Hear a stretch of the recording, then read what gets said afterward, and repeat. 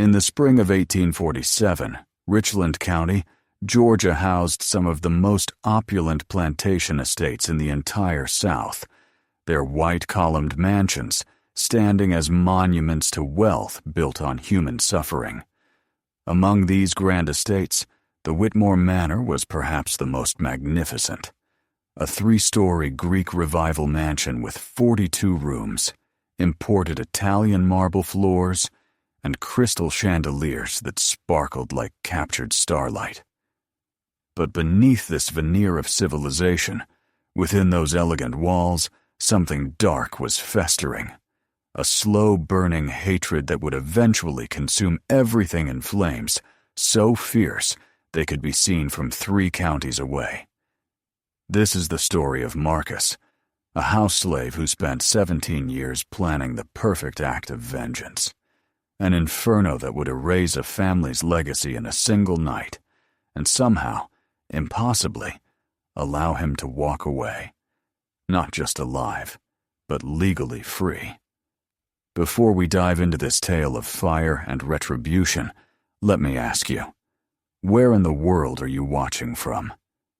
Drop your location in the comments below. I love seeing how far these stories travel. And if this is your first time hearing these dark whispers from America's past, hit that subscribe button, because the story you're about to hear, well, it'll make you question everything you thought you knew about justice, revenge, and how far a desperate man will go when the law offers him no protection. Because what Marcus did wasn't just arson. It was a meticulously orchestrated symphony of destruction that took advantage of every weakness in a system designed to keep him powerless.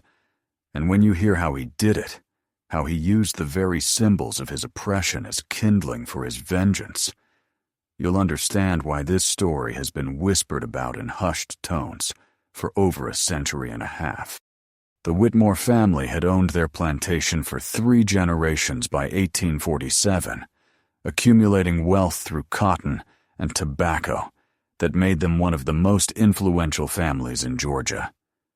Colonel Harrison Whitmore, at 62 years old, was a man who believed his prosperity was evidence of divine favor, that God himself had ordained the system of slavery and blessed those who participated in it with wealth and prestige. His wife, Constance, 15 years his junior, was a woman whose beauty was matched only by her cruelty. She took particular pleasure in overseeing the household slaves, finding creative ways to humiliate and degrade those who served her. Their 3 children, Harrison Jr. at 30, Elizabeth at 27, and Thomas at 24, had been raised to see enslaved people as property, no different from livestock or furniture, objects to be used and discarded without conscience or consequence. The mansion itself was a testament to excess, built in 1825 using labor from over 200 enslaved people, many of whom died during its construction from accidents and exhaustion. The main house stood on a gentle hill overlooking 5,000 acres of cultivated land, its facade dominated by 6 massive Corinthian columns that supported a second-floor balcony, where the family would sit on summer evenings, sipping mint juleps, while watching the sunset over fields worked by people they owned. Inside, the mansion was a labyrinth of luxury. The entrance hall featured a sweeping double staircase with mahogany banisters imported from Honduras. The formal dining room could seat 40 guests beneath a chandelier containing 300 crystal prisms, and the library housed over 2,000 leather-bound books that no one in the family actually read, but kept as symbols of cultured sophistication. But for the 22 house slaves who maintained this monument to wealth, the mansion was a gilded prison. They slept in cramped quarters in the cellar, worked from before dawn until after midnight, and lived under the constant threat of violence for the smallest infractions. The Whitmores were known throughout the county for their harsh treatment of slaves, but because they were careful to keep the worst abuses hidden behind closed doors, and because their wealth and social position made them virtually untouchable, no one dared to challenge them. Marcus had been born on the Whitmore plantation in 1815, the son of a woman named Sarah, who worked in the kitchen, and a father he never knew. Sold away before Marcus was old enough to form memories of him. From his earliest years, Marcus was different. He possessed a sharp mind and an uncanny ability to observe patterns and remember details, qualities that made him valuable as a house slave, but dangerous to the fragile fiction that enslaved people were intellectually inferior to their masters. At age 7, he was brought into the main house to work as a servant, initially assigned to carry water and empty chamber pots, the lowest tasks in the household hierarchy. His mother, Sarah, worked in the kitchen, and for years Marcus would see her only in passing. Brief moments when he might catch her eye across a room before both had to return to their endless tasks. Sarah was a woman of quiet strength. She never spoke openly about her hatred for the Whitmores, but Marcus learned to read it in the set of her jaw, the flash in her eyes when she thought no one was watching, the way her hands would clench into fists when Constance Whitmore would berate her over some imagined fault in a meal's preparation. It was from his mother that Marcus learned the most important lesson of his life, that survival as a slave required wearing a mask so perfect that your masters never suspected the rage burning beneath it. As Marcus grew older, his intelligence became both asset and liability. He learned to read by secretly watching the Whitmore children during their lessons, memorizing letters and words, and teaching himself in stolen moments when no one was paying attention.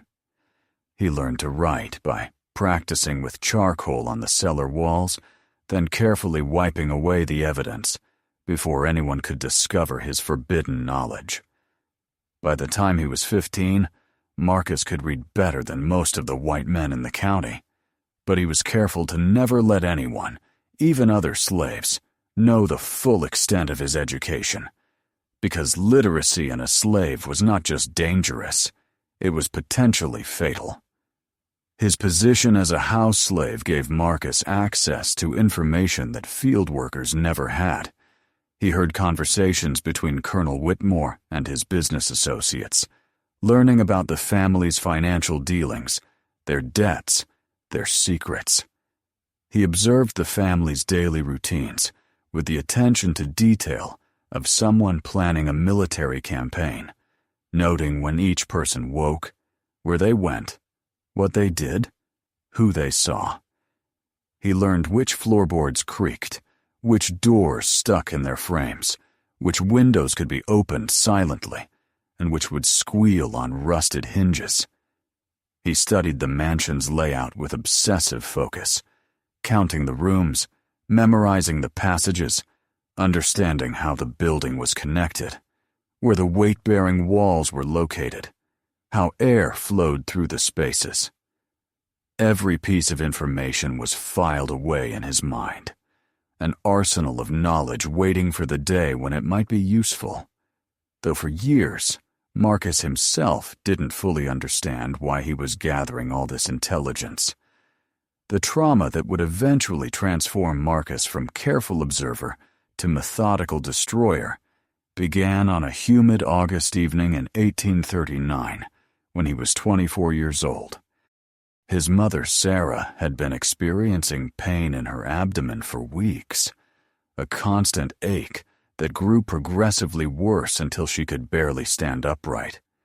She had continued working because stopping meant punishment.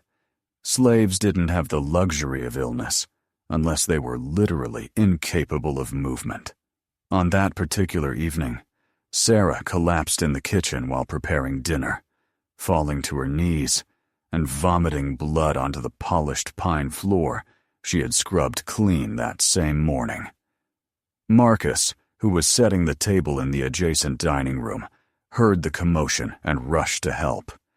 But before he could reach her, Constance Whitmore appeared, drawn by the noise. What happened next would burn itself into Marcus's memory with such intensity that he could recall every detail perfectly, even decades later.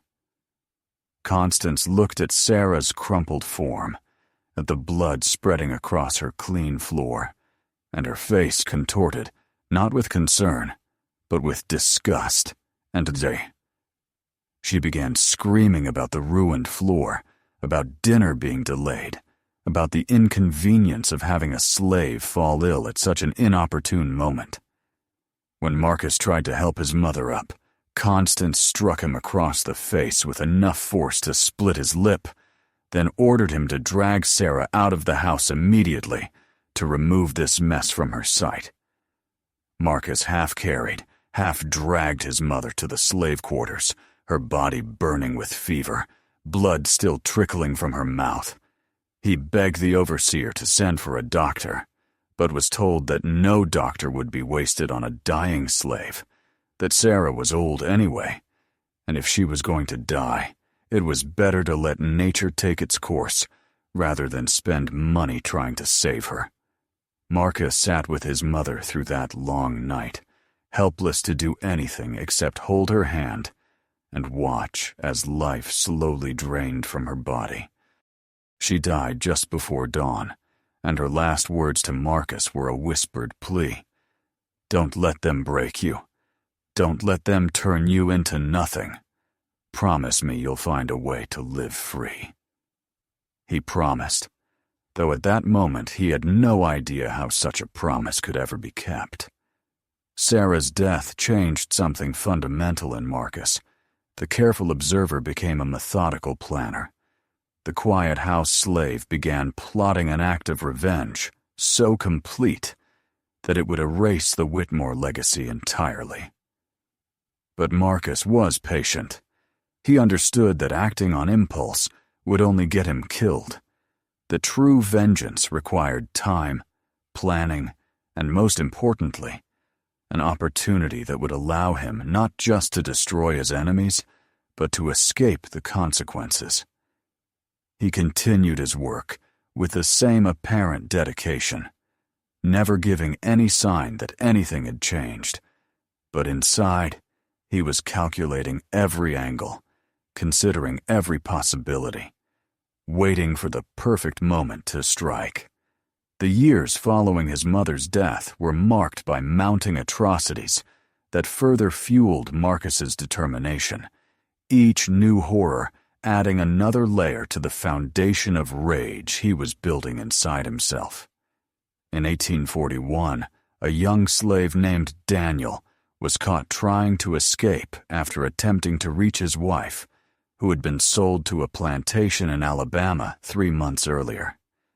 Daniel was only 19 years old, strong and quick, and he had made it nearly 40 miles before the slave catchers found him hiding in a tobacco barn. They brought him back, bound and beaten, his face so swollen from the punishment they had inflicted during capture that he was barely recognizable. The slave catchers delivered him to Colonel Whitmore's doorstep like a trophy, laughing about how the boy had cried for his wife during the beating, mocking his pain as entertainment. Colonel Whitmore paid them their bounty, $20 for the return of property, then immediately set about making an example of Daniel that would discourage any other slaves from entertaining similar ideas of escape. As was customary when runaways were recaptured, Whitmore gathered all the slaves from both the house and the fields, forcing them to form a circle around the whipping post that stood in the center of the workyard. It was a hot August day, the sun beating down mercilessly, and the slaves were made to stand without water or shade, while preparations were made for Daniel's punishment. Marcus stood with the others, his face carefully blank, watching as Daniel was dragged to the post and his wrists tied to iron rings set high on the wooden beam. The young man's shirt was torn away, exposing his back, which already bore scars from previous whippings, a testament to the casual brutality that marked every aspect of life on the plantation. Colonel Whitmore himself read out the charges: unauthorized absence from the property, attempted theft of self, resistance to lawful capture, and he pronounced sentence. 50 lashes to be administered immediately, followed by 6 months wearing an iron collar to serve as a constant reminder of the price of disobedience. Lionel Garrett, the overseer, a man who took genuine pleasure in inflicting pain, stepped forward with his special whip, a braided leather implement with small pieces of metal woven into the tips to maximize the damage each strike would cause. The first lash fell with a sound like a gunshot, and Daniel's scream echoed across the plantation. Marcus watched every moment of what followed, forcing himself to witness and remember, because forgetting would dishonor Daniel's suffering. The whip fell again and again, each strike tearing new furrows in flesh, blood beginning to run in rivulets down Daniel's back and legs, pooling in the dust at his feet. By the 20th lash, Daniel had stopped screaming, his voice simply giving out from the strain, but his body continued to convulse with each impact, jerking against the restraints like a puppet whose strings were being yanked by a malicious child. The other slaves were forced to watch, forbidden from looking away or showing emotion. Any sign of sympathy could result in their own punishment. By the 30th lash, pieces of flesh were being torn away with each strike, exposing muscle and bone beneath. By the 40th, Daniel had lost consciousness, his body hanging limply from the restraints. But Whitmore insisted the full 50 lashes be administered, regardless of the victim's state. So Garrett continued until the sentence was complete, beating an unconscious man whose back looked less like flesh than like raw meat. When it was finally over, Daniel was cut down and allowed to fall into the dust, barely breathing, his back a ruin that would certainly become infected without proper medical attention. But the whipping wasn't the end of Daniel's punishment. It was only the beginning.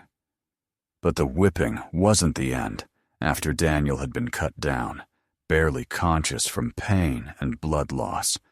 Whitmore ordered that an iron collar be fitted around his neck, a heavy contraption with long metal prongs extending outward that made it impossible to lie down or turn the head without excruciating pain. Daniel was forced to wear this collar for 6 months, working in the fields under the brutal sun, unable to rest properly, the metal rubbing his skin raw until infection set in. When he finally died from blood poisoning, Whitmore ordered his body left hanging from a tree for 3 days as a warning to others. Marcus witnessed all of this with his mask firmly in place, his face showing nothing but the appropriate expressions of fear and subservience, while inside his mind he added another name to an invisible ledger of debts that would eventually come due. In 1843, Harrison Whitmore, Jr. took a slave woman named Grace as his mistress, installing her in a small cabin away from the main slave quarters, where he would visit her several times a week. When Grace became pregnant, Junior panicked, terrified that his wife would discover the affair or that a mixed-race child might somehow threaten his inheritance. He solved the problem by selling Grace to a slave trader heading west. Never mind that she was 7 months pregnant. Never mind that selling her meant certain death for both mother and child on the harsh journey. Marcus had known Grace, had spoken with her in the rare moments when house slaves and field workers might interact, and when he learned of her fate, he added another entry to his mental ledger, another debt that demanded payment. By 1846, Marcus had been watching and planning for 7 years since his mother's death. 7 long years during which he had transformed from a grieving son into something else entirely, something calculating and patient and dangerous in ways the Whitmores couldn't begin to imagine. He had compiled a mental dossier on every member of the Whitmore family that was more detailed than anything written in their own family Bible. He knew that Colonel Whitmore rose every morning at 6 o'clock precisely, that he preferred his coffee black with 2 sugars, that his left knee pained him when rain was coming, that he had a mistress in town whom he visited every Tuesday under the pretense of business meetings. Marcus knew that Constance had a morphine addiction that she thought she was hiding, taking her medicine in secret doses throughout the day to manage what she claimed were headaches, but what Marcus suspected was simply the misery of her own existence.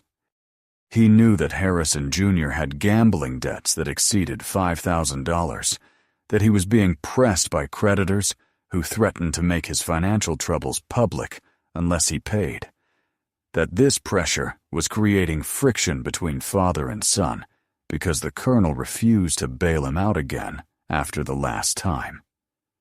Marcus knew that Elizabeth was conducting a secret correspondence with a traveling salesman who had passed through the county 2 years ago, that she hid his letters in a box beneath a loose floorboard in her closet, that she dreamed of running away to start a new life, but lacked the courage to actually do it. And he knew that Thomas, the youngest son, had contracted syphilis from one of the prostitutes he frequented in town, that he was slowly going mad from it, that his increasingly erratic behavior was attributed to youthful wildness, but was actually the disease eating away at his brain.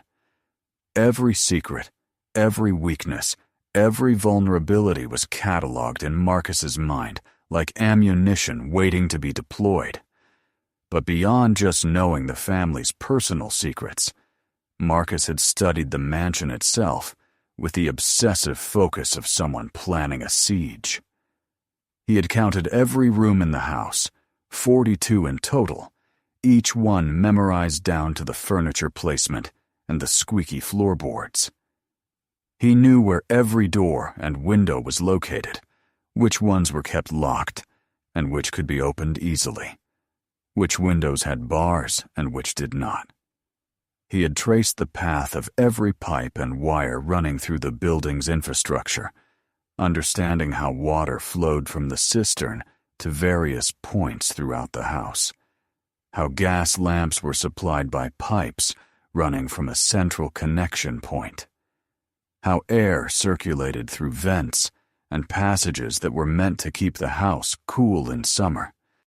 He knew where the load-bearing walls were located, having watched repairs being made over the years, and noting which walls could be removed during renovations and which could not. He understood the mansion's structural vulnerabilities with the precision of an architect, noting how the building had been expanded over the years with additions that were connected to the original structure in ways that created weak points where fire might spread from one section to another unimpeded. Marcus had also become a student of fire itself, though his education came not from books, but from careful observation over many years. He watched how different materials burned when wood scraps were thrown into fireplaces, noting that pine caught quickly but burned fast, while oak took longer to ignite but produced hotter, longer-lasting flames.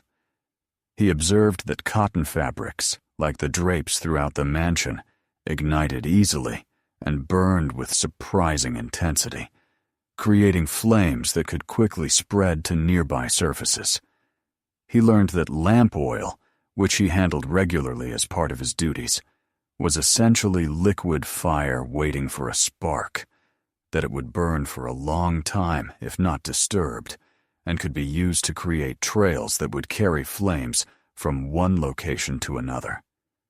He noticed how fire moved, always climbing upward, seeking heat and oxygen, spreading across ceilings faster than along floors, jumping gaps to find new fuel when the old was consumed.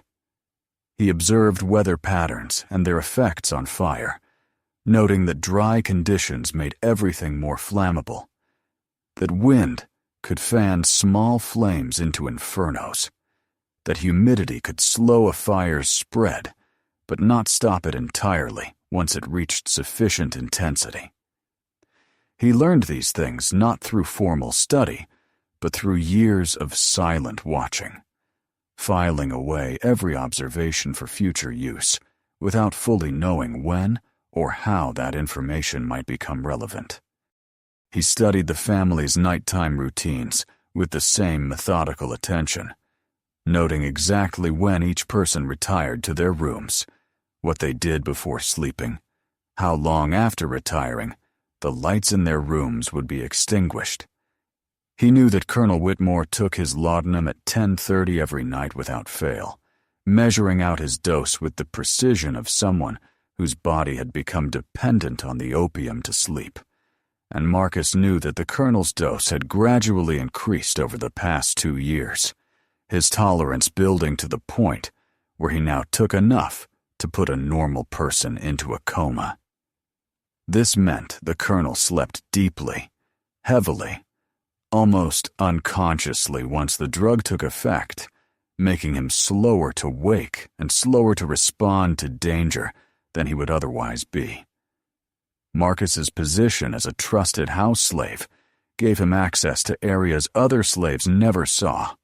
He had been promoted over the years to the position of the Colonel's personal valet, a role that required him to maintain Whitmore's wardrobe, prepare his bath, even help him dress in the mornings.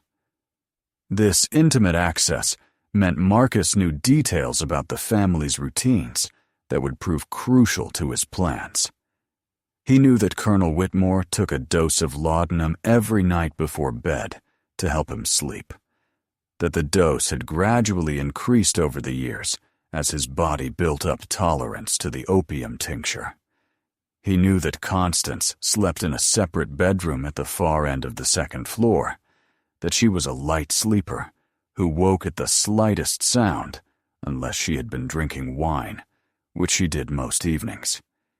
He knew that Harrison Jr. lived in the West Wing with his family, that Elizabeth had rooms in the East Wing, and that Thomas, the youngest son, often stayed out late gambling and carousing, sometimes not returning to the mansion until the early morning hours. Every routine, every habit, every weakness was catalogued and analyzed, pieces of a puzzle that Marcus was slowly assembling into a coherent plan. The catalyst that finally crystallized Marcus's vague plans into concrete action came in the spring of 1847, a year that would see the destruction of everything the Whitmore family had built over 3 generations.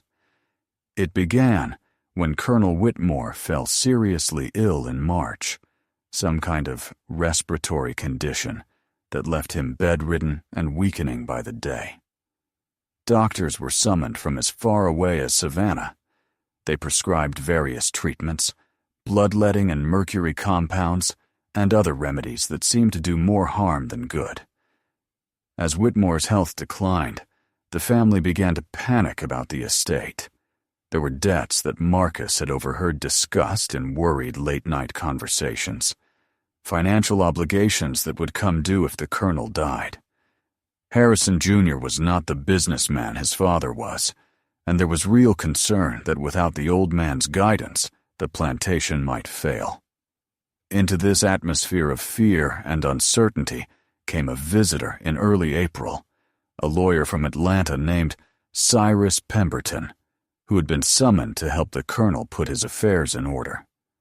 Pemberton brought with him documents that needed to be signed, transfers of property and promissory notes, and a revised will that would distribute the Whitmore estate among the 3 children upon the colonel's death.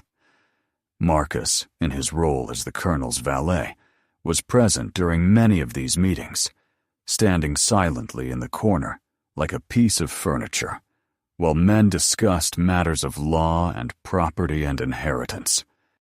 It was during one of these meetings that Marcus heard something that would change everything.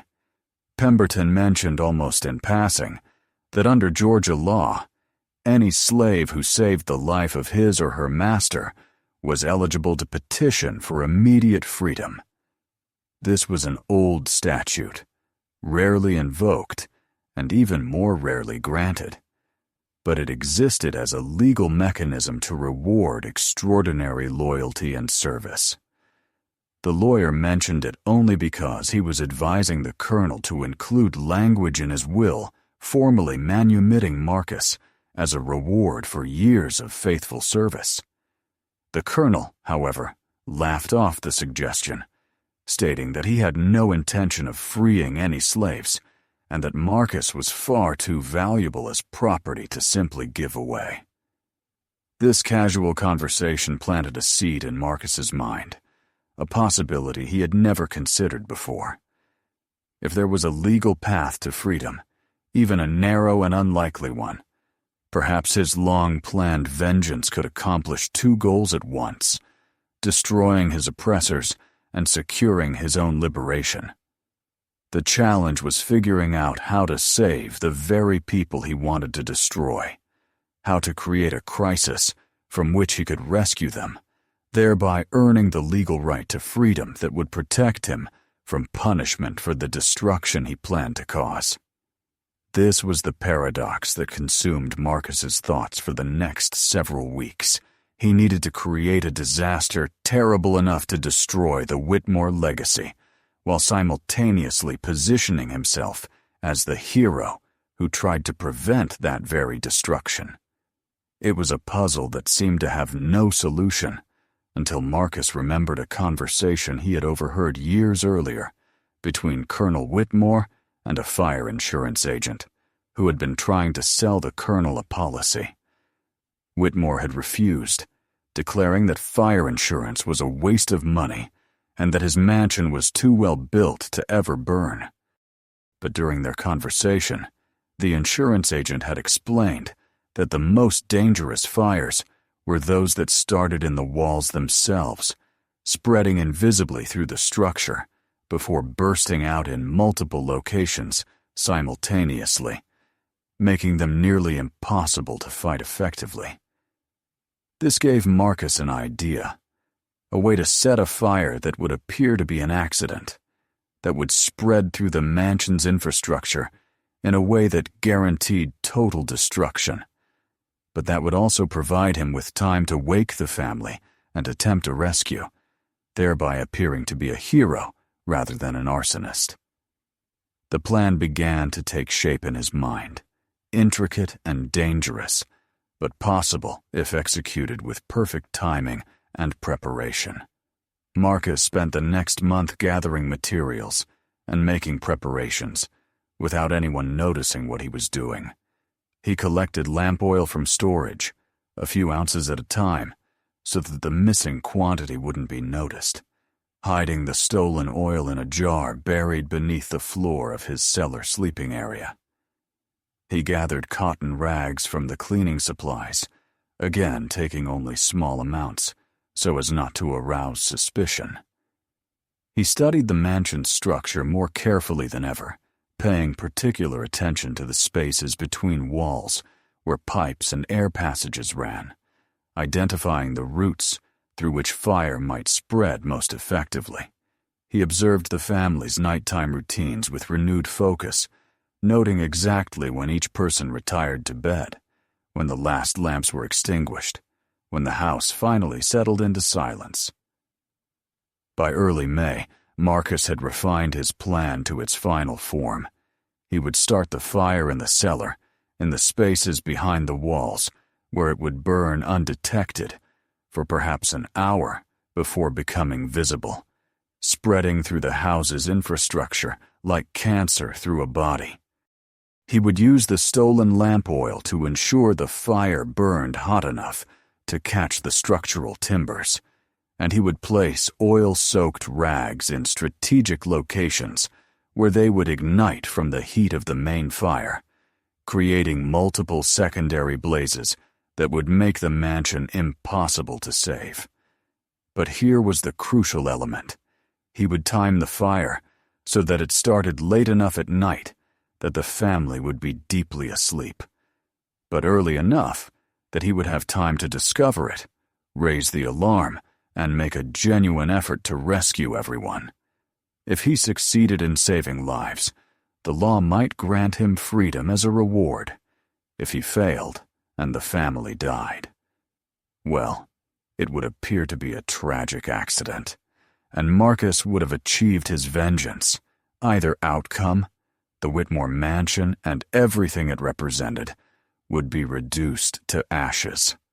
The night Marcus chose for his act of vengeance was May 17th, 1847, a Saturday when he knew the family would all be present. There had been a dinner party that evening, one of Constance's elaborate social affairs, where local gentry gathered to eat and drink and discuss politics and business. The party had gone late, with guests not departing until well past 11 o'clock, and Marcus had observed that Constance had consumed more wine than usual, which meant she would sleep more soundly than normal. Colonel Whitmore had retired immediately after the last guests left, taking his usual dose of laudanum, perhaps even a bit extra, given the exhaustion from the evening's socializing.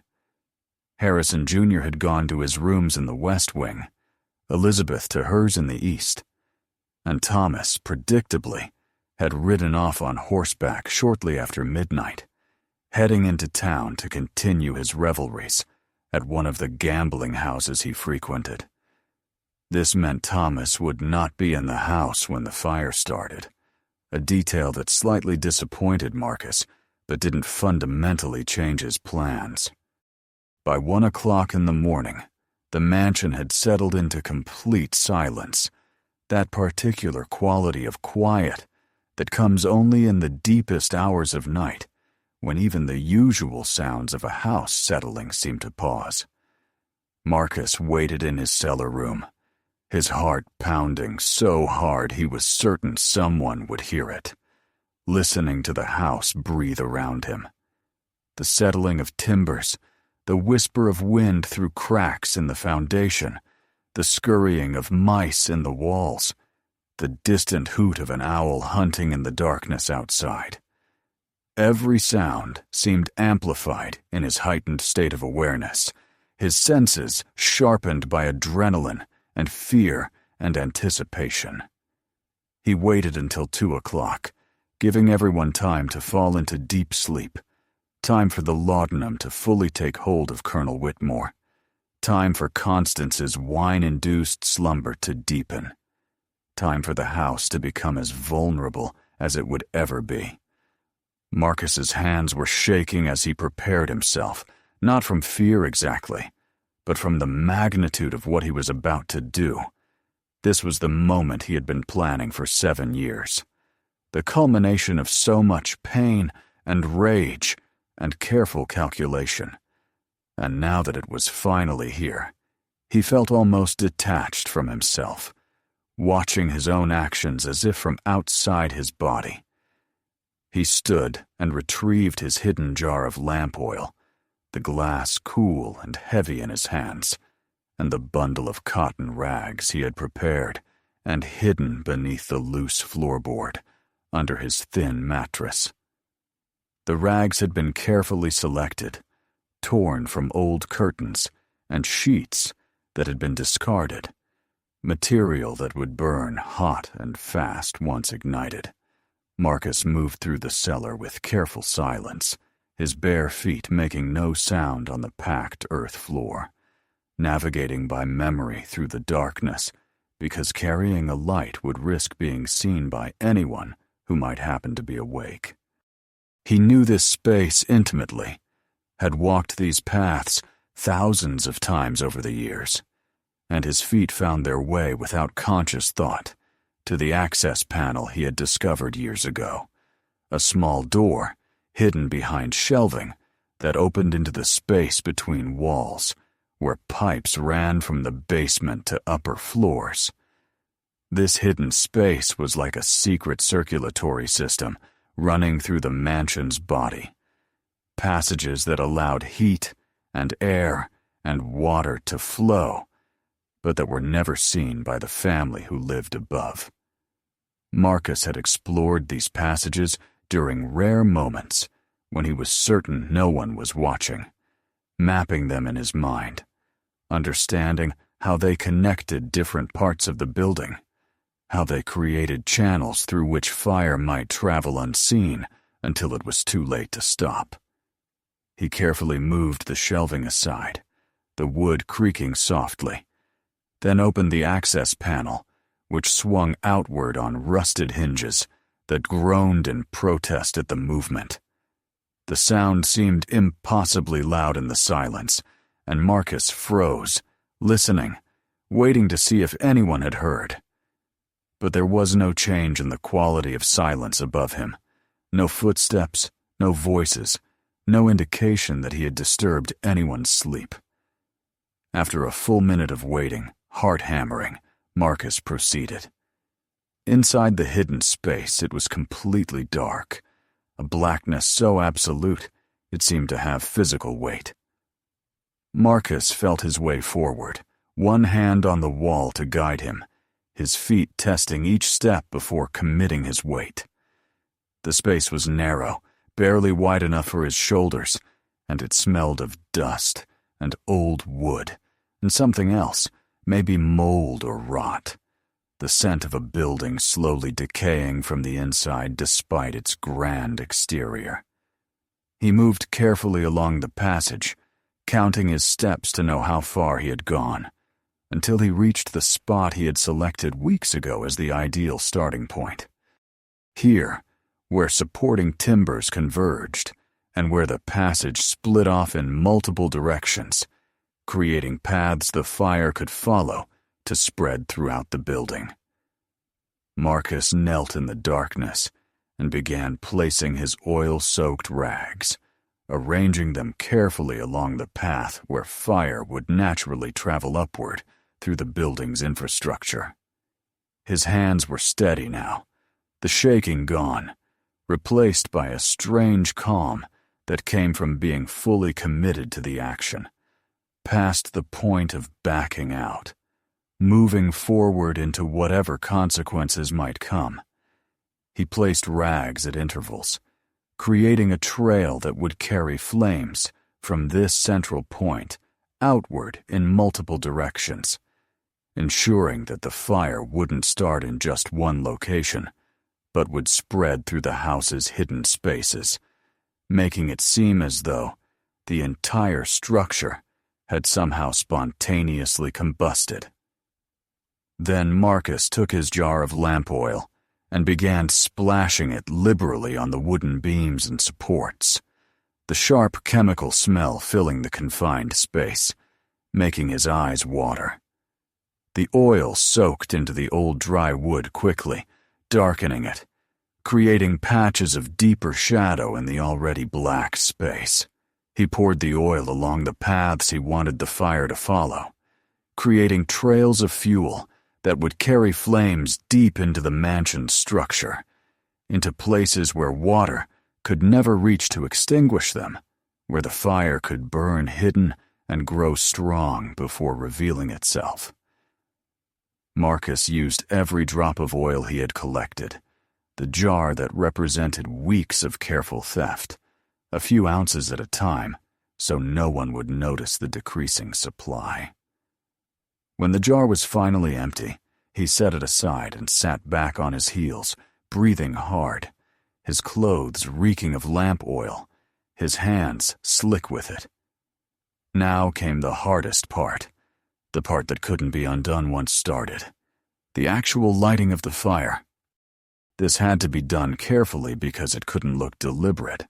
Marcus needed it to appear accidental, as if faulty wiring or a smoldering ember from one of the evening's fireplaces had somehow ignited the structure. He couldn't just strike a match and touch it to the oil-soaked wood.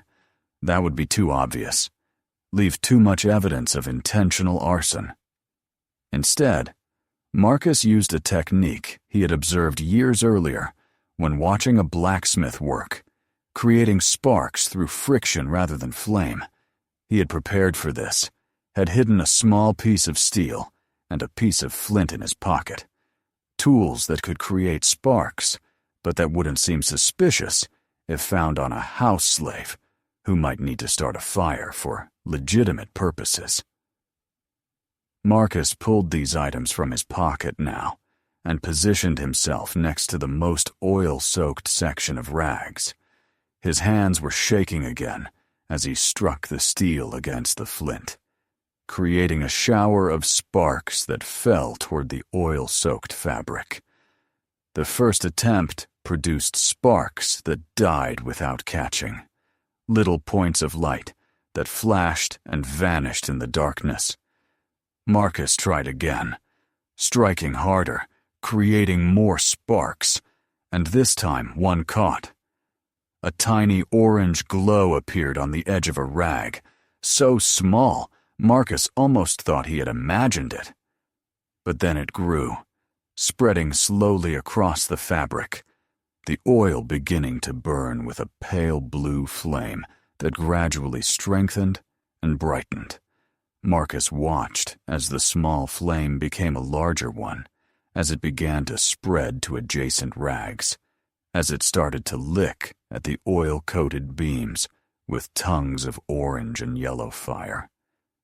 The flames cast dancing shadows in the confined space, creating an almost hellish scene of light and darkness intertwined. The fire was growing, feeding on the abundant fuel Marcus had provided, beginning its journey through the mansion's hidden spaces. Marcus felt a moment of something like awe, watching the destruction he had set in motion, seeing the fire take on a life of its own, no longer under his control, but following the paths he had laid out for it. The heat was building quickly in the confined space, the temperature rising to the point where Marcus felt his skin beginning to prickle with the intensity. He needed to leave, needed to get out of this space before the fire trapped him here, turning him from arsonist into victim. But he paused just a moment longer, watching the flames spread, ensuring that the fire had truly taken hold and wouldn't simply burn out on its own. And in that moment, Marcus felt something he hadn't expected. Not triumph or satisfaction, but a kind of sadness, because once this fire was lit, there was no putting it back in the bottle, no undoing what he had set in motion. His mother was still dead. Daniel and Grace, and all the others who had suffered, were still suffering, and burning down a building wouldn't change any of that. But it was too late for second thoughts. The fire was growing stronger by the second, flames now running along the beams toward different parts of the house, beginning to eat their way into the mansion's structure with an almost hungry sound, crackling and popping as wood began to burn. Marcus carefully backed out of the access space, pulling the door closed behind him, replacing the shelving to hide the entrance. Then he made his way back to his room, his heart pounding, his clothes reeking of smoke and oil, his hands blackened with soot. Now came the waiting, the most agonizing part of the entire plan, because Marcus needed to give the fire time to spread through the walls, to become established enough that it couldn't be easily extinguished. But he also needed to discover it before it grew so large that rescue would be impossible, before people started dying in their sleep from smoke inhalation. The timing had to be perfect. Too soon, and the fire might be contained before achieving his goal of complete destruction. Too late, and he would fail to save lives, losing his chance at legal freedom and possibly being blamed for the very deaths he was supposed to prevent. Marcus forced himself to wait in his room, sitting on his thin mattress, counting seconds in his head, his entire body tense with anticipation and fear. He could smell smoke beginning to seep through cracks in the walls, could feel the temperature slowly rising as the fire grew stronger in its hidden spaces. Every instinct screamed at him to run, to get out of the building before it became his tomb. But he had to wait, had to time this perfectly. Through the thin walls, Marcus could hear nothing unusual from the rest of the house. No alarms, no shouts, no indication that anyone had detected the growing danger. The family slept on in their comfortable beds, completely unaware that death was spreading through the walls around them, that every second brought them closer to being consumed by flames. Marcus imagined them in their rooms, Colonel Whitmore snoring under the influence of his laudanum, Constance sprawled in wine-induced sleep, the children dreaming whatever dreams the privileged and cruel dream, all of them vulnerable, all of them dependent on Marcus for survival, though they didn't know it yet. At approximately 2:45 in the morning, 15 minutes after Marcus had lit the fire, he detected the first undeniable sign that the flames had spread enough to be discovered. A slight change in the air made his eyes water. Smoke was beginning to fill the cellar, seeping through cracks, creating a haze that caught in his throat. This was the signal he had been waiting for, the moment when he had to transition from arsonist to hero, from the man who set the fire to the man who discovered it. Marcus burst from his room, shouting at the top of his lungs, his voice carrying through the silent house like a siren cutting through the night. "Fire! Fire! Fire!" he screamed, running through the cellar, pounding on doors, making as much noise as possible to wake everyone, to create panic and confusion that would mask his own role in starting the blaze. He ran through the cellar and up the stairs to the main floor, still shouting, banging on walls and doors, making as much noise as possible to wake everyone. The other house slaves began emerging from their quarters, confused and frightened, and Marcus directed them to help, wake the family, get everyone out of the house, move quickly. Marcus himself ran up the main staircase to the second floor. The air was already thick with smoke. It was pouring from gaps between walls and around door frames, visible evidence that the fire was spreading through the entire structure exactly as he had planned. He went first to Colonel Whitmore's bedroom, pounding on the door, and then bursting in without waiting for permission. The colonel was deeply asleep, the laudanum having done its work, and it took Marcus precious seconds to shake him awake and make him understand the danger. Whitmore, groggy and confused, initially resisted, angry at being disturbed. But when he smelled the smoke and saw the orange glow beginning to show through cracks in the walls, panic overtook him. Marcus half carried the colonel toward the stairs, then went back for Constance. Her bedroom door was locked from the inside. She had a habit of locking herself in at night, and Marcus had to kick the door several times before the lock gave way. Constance was awake by then, screaming accusations about intruders, but when she saw the smoke, she understood and allowed Marcus to lead her out. Harrison Jr. had already gotten himself and his family out. They were running down the main staircase as Marcus brought Constance toward the same escape route. But Elizabeth was still somewhere in the east wing, and Marcus knew he had to attempt to find her if his pose as hero was going to be believable. By now the fire was showing itself openly.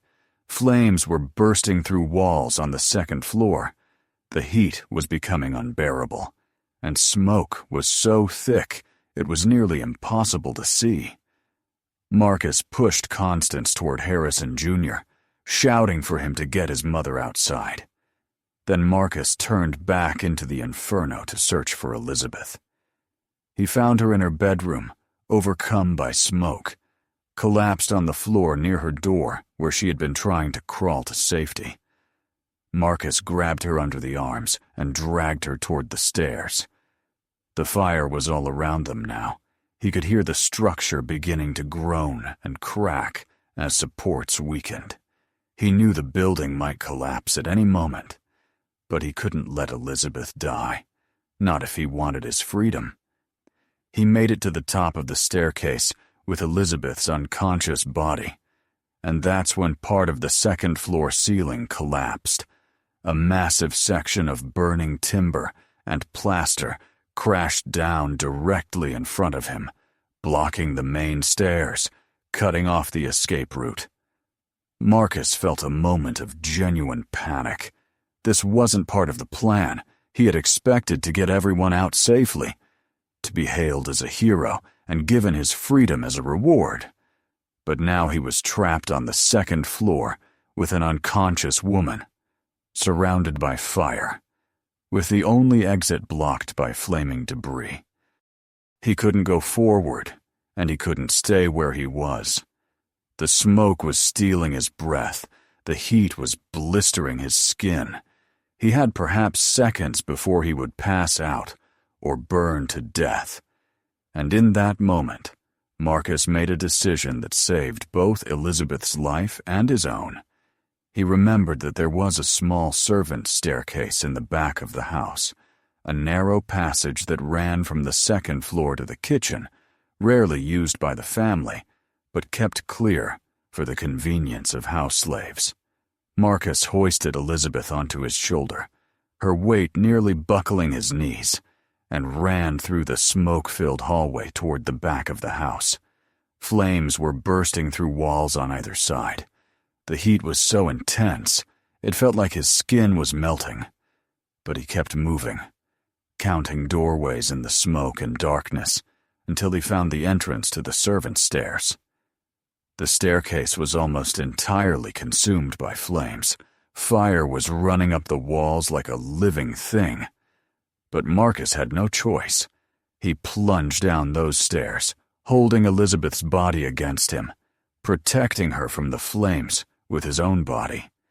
He could feel his clothes starting to burn, his hair singeing, his lungs screaming for air. But he kept moving downward until he burst into the kitchen. Flames all around him, but a clear path visible to the back door. He stumbled out into the night air, fell to his knees, and laid Elizabeth on the ground. Other slaves rushed forward to help, dragging both of them away from the burning building. Behind them, the Whitmore Mansion was now completely engulfed. Flames were shooting 100 feet into the air, the heat so intense that trees 50 yards away began to catch fire. The sound was like 1,000 voices screaming, timbers cracking and glass exploding, and stone crumbling under the impossible heat. The entire structure was being consumed, everything the Whitmores had built over 3 generations turning to ash and smoke, while the family stood in their nightclothes and watched their legacy die. Marcus lay on the grass, coughing smoke from his lungs, his hands and face burned, his clothes still smoldering. And he thought, I did it. I actually did it. The mansion is gone. Everything they built is gone. And I'm alive. We're all alive. And now comes the real test. Will they honor the law and give me my freedom? Or will they find some way to punish me anyway? The immediate aftermath of the fire was chaos. Neighbors from surrounding plantations arrived, drawn by the glow visible for miles. They brought wagons and blankets and offers of shelter for the displaced Whitmore family. By dawn, the mansion had collapsed into a massive pile of smoldering rubble, still too hot to approach, still sending smoke into the morning sky like a funeral pyre. Colonel Whitmore sat on the ground, wrapped in a borrowed blanket, staring at the destruction with empty eyes. His 3 children gathered around him, all of them in shock, trying to process the magnitude of what they had lost. The house, the furniture, the art, the family records going back 100 years, everything was gone. And if not for Marcus, they would all be gone too, burned to death in their beds. This realization slowly penetrated through the family's shock. When Constance finally looked at Marcus, still lying on the ground being tended to by other slaves who were treating his burns with wet cloths and improvised bandages, her expression was complex. In it, Marcus could see hatred for what he was, a slave who had seen her at her most vulnerable, but also something that looked almost like gratitude, because he had saved her life when he could have easily let her die. Harrison Jr. was the first to speak what everyone was thinking. He approached Marcus and said in a voice loud enough for all the gathered neighbors to hear, "You saved us. You risked your own life to pull us from the flames. I saw you go back into that inferno for my sister when you could have escaped to safety. That's the bravest thing I've ever witnessed." The other neighbors murmured agreement. Already the story was forming. The tale of the loyal slave who proved that the peculiar institution created bonds of mutual care between master and servant. They needed this narrative, needed to believe that slavery could produce genuine loyalty rather than bitter resentment. And Marcus understood this, understood that he could use their need for this story to secure his freedom. When Colonel Whitmore finally spoke, his voice was rough from smoke and emotion. "Marcus," he said, "you saved my life. You saved my wife. You saved my daughter. You showed more courage and loyalty than any man I've known, white or black, and such service deserves recognition. I intend to formally petition the court to grant you immediate emancipation, as is your legal right under Georgia law for having saved your master's life." The words hung in the air like magic. Freedom, the thing Marcus had planned and schemed and risked everything for, was suddenly within reach, but he kept his face carefully neutral, showing only humble gratitude, remaining in character as the loyal slave even as his heart hammered with triumph and anticipation. "Thank you, Master," he said quietly. "I only did what any Christian soul would do. I couldn't let you perish in the flames." The legal process that followed was surprisingly swift. Within a week, Colonel Whitmore had filed the necessary petition with the county court, supported by affidavits from all the family members and several neighbors who had witnessed the fire's aftermath. The testimony was unanimous. Marcus had acted with extraordinary courage and had directly saved multiple lives at great personal risk.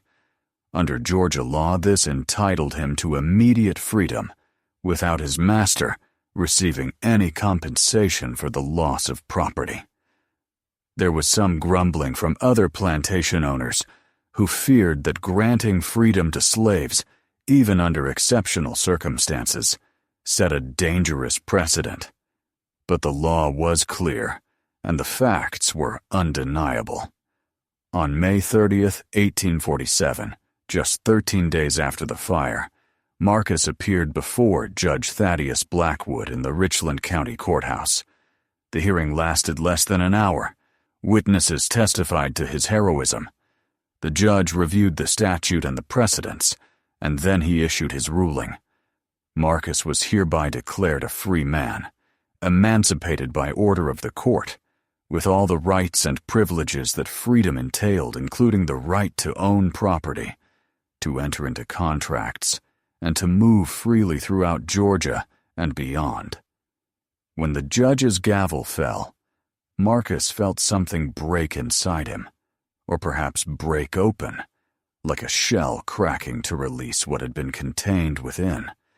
He was free, truly legally free, and the family that had enslaved him for 32 years, that had worked his mother to death and committed countless atrocities against people he had known and cared for, they were the ones who had given him this freedom, not out of mercy or justice, but because his carefully orchestrated act of vengeance had trapped them into honoring a law they normally ignored.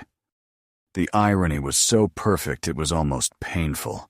He had destroyed everything they valued, reduced their legacy to ashes, and they had responded by setting him free, by handing him the one thing they had always sworn he would never have.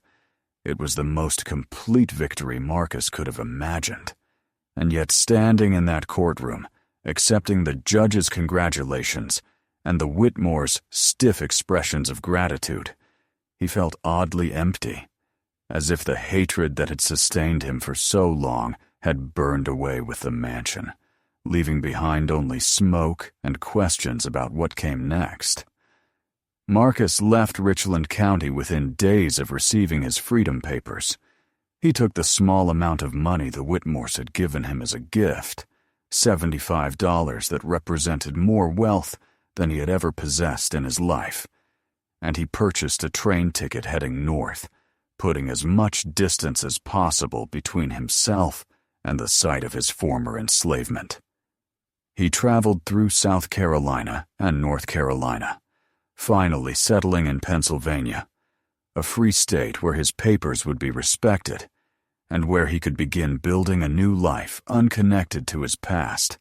He took a new surname, Marshall, and found work as a laborer in Pittsburgh, saving his money and eventually opening a small boarding house that catered to black travelers who were excluded from white establishments. In Pittsburgh, Marcus met a woman named Alice, who had been born free in Philadelphia. They married in 1849 and had 3 children together.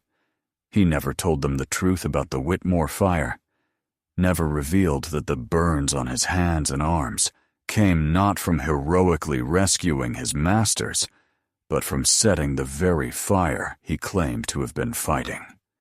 As far as his family knew, Marcus had earned his freedom through an act of courage and loyalty, and he let them believe this because the truth was too complicated, too dark, and would have raised questions he didn't want to answer. But sometimes, late at night when he couldn't sleep, Marcus would think about that fire, about the feeling of striking those sparks in the dark cellar, about watching the mansion burn from the outside, while the family he had served for 32 years stood in their night clothes and watched their world end. He wondered if he should feel guilty about what he had done, about destroying so much property and coming so close to killing the very people he had ultimately saved. But he couldn't summon any regret. The Whitmores had stolen his mother from him, had stolen his youth, had stolen 32 years of his life. The fire had taken only things from them, possessions that could theoretically be replaced, while they had taken from him things that could never be restored: time, family, dignity, the ability to control his own destiny. If burning a mansion was the price of his freedom, then it was a price he would pay again without hesitation. The Whitmore family never recovered from the fire's devastation. Colonel Whitmore died just 3 months after the blaze, his health broken by the shock and stress of losing everything he had built. Harrison Jr. tried to rebuild, but discovered that the plantation was deeply in debt, and that without the house and its contents, which had served as collateral for various loans, the creditors were calling in their notes. Within a year, the entire estate was sold at auction to satisfy debts, the 5,000 acres divided among multiple buyers, and the Whitmore name disappeared from Richland County's property rolls forever. Constance moved in with Elizabeth, who had married shortly after the fire and relocated to Virginia. They lived in genteel poverty, never quite recovering the social status they had enjoyed when the mansion still stood. Thomas, the youngest son, drank himself to death by 1852, unable to cope with the family's reversed fortunes, and Harrison Jr. died in 1856, still trying unsuccessfully to reestablish the family's wealth and position. Of all of them, only Elizabeth lived to old age, dying in 1891 at 71, and in her final years, she sometimes told her grandchildren about the night the mansion burned, about the slave named Marcus who saved her life, about how the fire seemed to come from everywhere at once, as if the house itself had decided to burn from the inside out. Marcus outlived all of them. He died in Pittsburgh in 1898, at the age of 83, a respected member of the city's black community, the owner of 3 boarding houses and a small restaurant, a man who had built a comfortable life through hard work and careful management. His obituary in the Pittsburgh Courier mentioned that he had been born enslaved in Georgia, but had earned his freedom through an act of heroism, saving his master's family from a devastating fire. It said nothing about the true nature of that fire, or about the years of planning that had gone into creating the very disaster from which he had heroically rescued his oppressors. The truth about Marcus and the Whitmore fire remained buried for over a century, existing only as suspicions and rumors that occasionally surfaced in the memoirs of other former slaves. But in 1952, during the demolition of an old Pittsburgh boarding house that had been condemned after years of neglect, workers discovered a metal box hidden beneath floorboards in what had once been the owner's private room. Inside the box were documents that changed everything. Marcus's original freedom papers, several letters he had written but never sent, and most tellingly, a detailed journal covering the years from 1839 to 1847, written in Marcus's careful hand, documenting his plans for revenge against the Whitmore family with chilling precision. The journal laid out everything: his theft of lamp oil and cotton rags, his study of the mansion's structure, his timing of the fire to maximize destruction while minimizing casualties, his calculation that saving the family's lives would earn him legal freedom while still achieving his goal of destroying their legacy. It was all there, recorded in ink that had faded to brown with age, but remained legible. A confession written by a man who knew he would never face consequences for his actions because he had successfully manipulated the system that enslaved him, turning the law itself into an instrument of his liberation. The journal's discovery created something of a sensation among historians studying slavery and resistance. Here was primary source documentation of what scholars had long suspected: that enslaved people were capable of sophisticated long-term planning, and that acts which appeared to be accidents or natural disasters were sometimes carefully orchestrated revenge. Marcus's story became a case study in how enslaved people navigated impossible systems, using their intimate knowledge of their oppressors to identify and exploit weaknesses.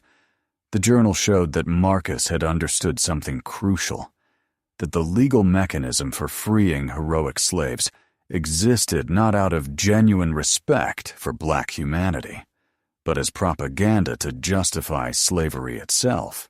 The system needed stories about loyal servants to maintain the fiction that enslavement was a benevolent institution, and Marcus had given them exactly the story they needed, becoming the heroic slave of their fantasies while simultaneously destroying everything they had built and securing his own freedom. Modern analysis of the Whitmore fire has confirmed details from Marcus's journal. Investigators studying the ruins in the 1960s, when the site was being cleared for development, found evidence supporting his account. The fire had indeed started in multiple locations simultaneously, suggesting deliberate arson rather than accident. Burn patterns indicated the use of accelerants, and the pattern of structural collapse matched what would be expected if the fire had spread through the walls before bursting into occupied spaces. All of this supported Marcus's claim that he had carefully engineered the blaze to ensure maximum destruction of property, while providing time to rescue the inhabitants. But what makes Marcus's story truly remarkable isn't just the technical sophistication of his plan. It's the psychological endurance required to maintain his cover for 8 years after his mother's death, to continue playing the role of the loyal slave while plotting the destruction of those he served, to be patient enough to wait for exactly the right moment and opportunity, rather than acting on impulse and getting himself killed. This level of self-control, this ability to subordinate emotion to long-term strategy, speaks to a kind of strength that challenges every racist assumption the slavery system depended on. Marcus wasn't the simple-minded happy servant his masters believed him to be. He was smarter than they were, more patient, more strategic, and ultimately more successful in achieving his goals. He played a game where he held almost no cards and still won everything, and he did it by understanding his opponents better than they understood themselves. The discovery of Marcus's journal also raised uncomfortable questions about other historical fires and disasters on plantations throughout the antebellum South. How many of the thousands of barn fires and house fires and mysterious accidents that plagued slavery-era properties were actually deliberate acts of resistance and revenge? We'll never know for certain, because unlike Marcus, most enslaved people didn't leave written records of their actions. But his meticulous documentation suggests that the covert war against slavery was far more sophisticated and intentional than historians had previously understood. Every fire might have been an accident, or it might have been Marcus, might have been someone who had reached their breaking point and decided that if they couldn't have freedom, they could at least have revenge. And the beauty of fire as a weapon was that it destroyed evidence of its own origins, leaving behind only ashes and questions that could never be definitively answered. Marcus's story has been taught in some universities as an example of what scholars call calculated resistance, the kind of opposition to slavery that required intelligence, patience, and strategic thinking rather than open rebellion. It shows that enslaved people weren't passive victims waiting to be rescued by abolitionists or saved by war. They were active agents in their own liberation, using whatever tools and opportunities came to hand. Marcus's tool was fire, and his opportunity was a legal loophole, and he used both with devastating effectiveness. He couldn't overthrow the system of slavery. No individual could. But he could destroy one family's participation in that system while simultaneously extracting himself from it.